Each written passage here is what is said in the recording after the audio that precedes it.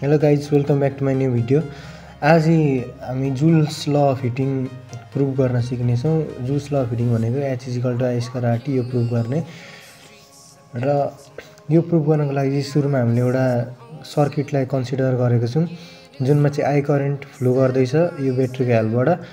अनि are resistance छ यो सर्किटमा, अनि यो चाहिँ एउटा ब्याट्री हो। अनि क्यू भनेको चाहिँ यहाँको भएको चार्ज हो भनेर सपोज गरेको छौँ, यहाँ लेखिदिएको छु। अनि अब यो कसरी प्रुभ गर्ने भन्दाखेरि चाहिँ सुरुमा work done by the battery to move the charge Q निकाल्नु पऱ्यो के।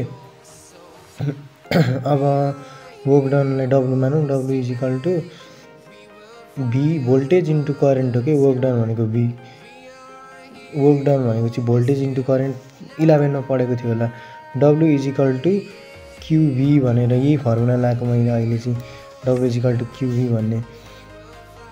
अब यो वर्क डन निकाल्नु पऱ्यो। Work done is equal to V, voltage भनेको के हो, V is equal to IR भनेर ओम्स ल पढेको छ नि। V is equal to IR into Q भनेको निकाल्नु पऱ्यो। अब हामीलाई आई भनेको Q by T, charge by time भनेको करेन्ट भनेर थाहा छ नि।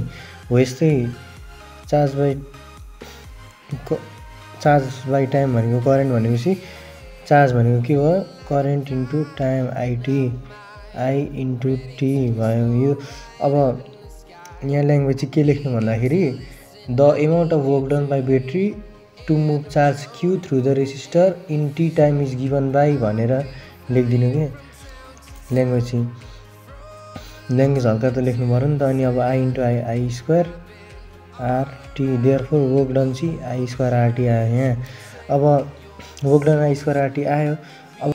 अब यो वर्क डन चाहिँ जति छ नि त्यो, यो वर्क डन चाहिँ यो आर रेसिस्टरमा हिट डेभलप हुन्छ कि वर्क डन गरेर। यो जति वर्क डन हुन्छ त्यति नै हिट निस्किन्छ कि यो रेसिस्टरमा। त्यही भएर अब now the work done is converted